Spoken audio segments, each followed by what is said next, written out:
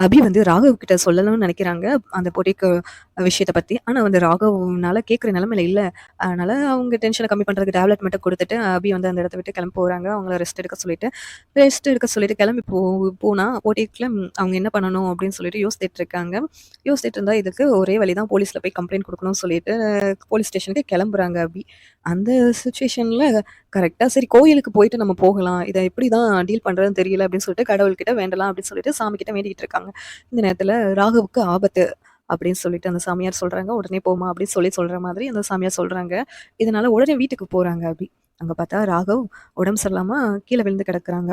இத பார்த்துட்டு அபி என்னாச்சு, என்னாச்சுன்னு சொல்லிட்டு கத்துறதுன்னே எல்லாரும் வந்துட்டு பார்க்குறாங்க. உடனே முரளிக்கு மட்டும் சந்தோஷம். என்னடா இவன் வந்து இன்னும் நல்லாவா இருக்கான்? போய் சேரலையா? அப்படின்னு நினைக்கிறாங்க.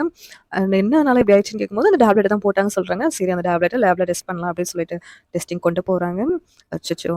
இன்னும் 2 டேப்லெட் எக்ஸ்ட்ரா போட்டிருந்தானா, ஒரே நேரத்தில போய் சேர்ந்திருப்பான் அப்படின்னு தான் முரளிக்கு தோணுது இந்த நேரத்தில. அப்படியும் சுந்தரியும் ரொம்ப ஃபீல் பண்ற மாதிரி ஆக்ட் பண்ணிக்கிட்டு இருக்காங்க. ஒரு இந்த நேரத்தில அபிக்கு தான் ரொம்ப மன வருத்தம். ஏன்னா, அபி ஒரு பக்கம் வந்துட்டு அந்த பொட்டிக்ல நடந்த பிரச்சனைய பத்தி யோசித்துட்டு இருக்காங்க. நம்மள யாருடா பிளாக்மெயில் பண்றது? அந்த முரளின்னு சொல்லிட்டு ஆனா கெஸ் பண்ணிடுறாங்க. முரளி தான் வந்து இப்படியெல்லாம் பண்ணியிருக்க வாய்ப்பு இருக்கு. ஏன்னா, அந்த மித்ரன கொலை பண்ற ரேஞ்சுக்கு போனவன், இத பண்ணியிருக்கிறதுக்கு வாய்ப்பு அதிகமா இருக்கு. ஏன்னா, அவனோட மோட்டிவ் என்னன்னா, நம்ம வந்து ராகவ் கூட சேர்ந்திருக்க கூடாது அப்படின்னு சொல்லிட்டு அபிக்கு ஒரு பக்கம் சந்தேகம் வருது. அத வந்து அவங்க ஊர்ஜிதப்படுத்துறதுக்கு போலீஸ்ல தான் கம்ப்ளைண்ட் பண்ணணும் அப்படின்னு நினைக்கிறாங்க. ஏன்னா, பணம் மோட்டிவா இருந்துச்சுன்னா, அவன் பணத்த பிளாக்மெயில் பண்ணி கேட்கலாம். ஏன்னா, அது அவனோட மோட்டிவ் இல்ல. அதுக்கு பதிலா வந்து நம்மள வந்து இந்த வீட்ட விட்டு வெளியேத்தணும்னு தான் நினைக்கிறான் அப்படின்னு சொல்லிட்டு அபிக்கு ஒரு சந்தேகம் வருது. இத அபி வந்து மேலும் போலீஸ்ல கம்ப்ளைண்ட் பண்ணி அதுக்கு அகைன்ஸ்டா முரளி வந்து பிடிபடுவாங்களா இல்லையான்னு பார்க்கலாம். ஏன்னா வந்து இது ஒரு பொண்ணோட விஷயம். இத கேர்ஃபுல்லா டீல் பண்ணணும் அப்படின்னு சொல்லி தான் அபின்னு நினைப்பாங்க.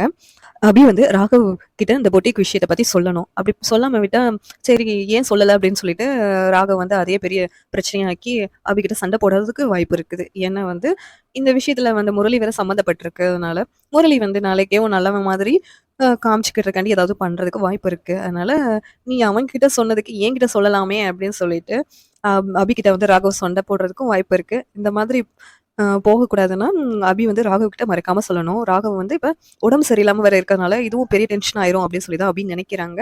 அப்படி நினைக்காம ராகவ் கிட்ட சொல்லலாம். அப்படின்னு சொல்லிட்டு நான் நெனைக்கிறேன். இந்த சீரியல் எப்படி இருந்தா நல்லா இருக்கும்னு நீங்க நெனைக்கிறீங்கன்னு கமெண்ட் பண்ணுங்க.